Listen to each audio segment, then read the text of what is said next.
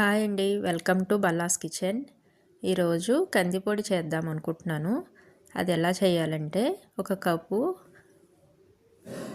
కందిపప్పు తీసుకోండి. దాన్ని స్టవ్ వెలిగించుకుని ఒక ప్యాన్ పెట్టుకొని అందులో లో ఫ్లేమ్లో ఎంత తక్కువ మంట మీద వేయించుకుంటే అంత కమ్మటి వాసన వస్తుందండి. కందిపప్పు మెయిన్ ఇంగ్రీడియంట్ కందిపప్పే కాబట్టి ఇది ఒక కప్పు తీసుకోండి. చాలా మంచి కలర్ వచ్చే వరకు ఓన్లీ సిమ్లోనే వేయించుకోండి. ఇది మాత్రం బాగా గుర్తుపెట్టుకోండి. మీరు టైం లేదని చెప్పి హడావుడిగా హైలో పెట్టి ఫ్రై చేసేసుకుంటే ఇది మాత్రం అసలు బాగుండదండి.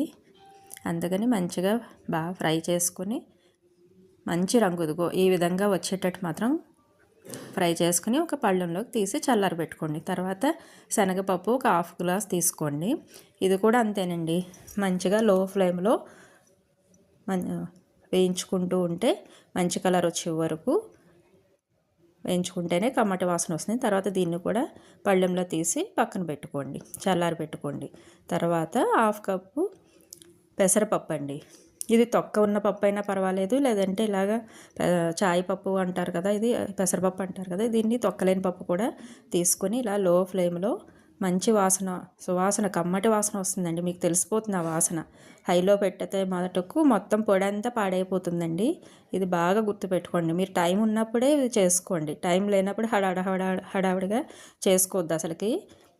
ఇది ఉంటే చాలండి, మొత్తం అన్నం అంతా దీంతోనే తినేయచ్చు.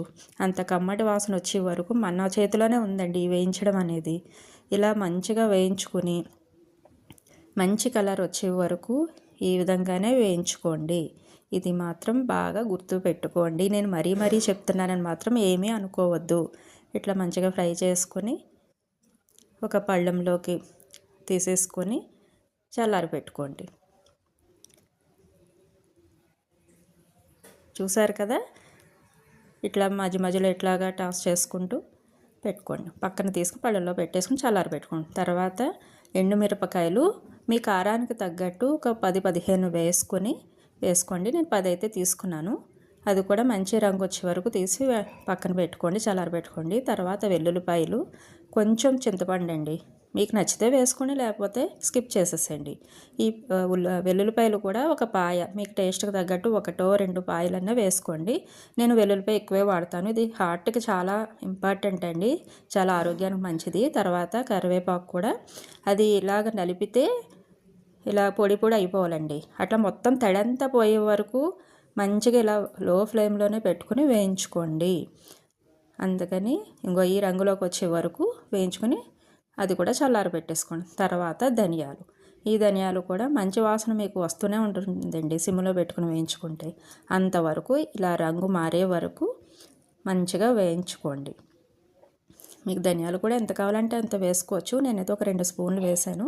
అది కూడా ఒక పళ్ళెంలోకి వేసుకుని చల్లారి పెట్టుకున్నాను. తర్వాత ఈ మిరియాలండి, ఇది కొంచెం ఘాటుగా ఉంటుంది. ఈ పొడి ఎలాగో చప్పగా ఉంటుంది కాబట్టి మిర్చి వేసాం, తర్వాత మిరియాలు వేసుకున్నాను. అది కూడా మంచిగా వేయించుకుని పక్కన పెట్టుకుని ఇవన్నీ మంచిగా చల్లారి పెట్టుకోండి. తర్వాత సాల్ట్, నేను ఈ కల్లుప్పు అంటారు కదా, పెద్ద సైజులో ఉంటుంది ఉప్పు, పూర్వకాలం వాడేవారు. నేను అన్నిట్లోకి అది కానీ లేకపోతే పింక్ సాల్ట్ కానీ వాడతానండి. దీనిలో ఉన్న తడిపోవడానికి ఎండలో పెట్టుకోండి. టైం లేనప్పుడు ఇట్లాగ కొంచెం సిమ్లో పెట్టుకుని వేయించేసుకుంటే దానిలో ఉన్న మొత్తం తడంతా పోతుందండి. ఈ పొడి నిల్వ ఉండాలన్నా మంచిగా ఫ్రెష్గా, ఎప్పటికీ మనం ఎప్పుడు వేసుకు తిన్నా చాలా ఫ్రెష్గా ఉండాలంటే మటుకు తడి లేకుండా చూసుకోండి. ఇవన్నీ చల్లారి పెట్టుకొని ఒక మిక్సీ జార్లోకి ఇవన్నీ మంచిగా వేసేసుకోండి.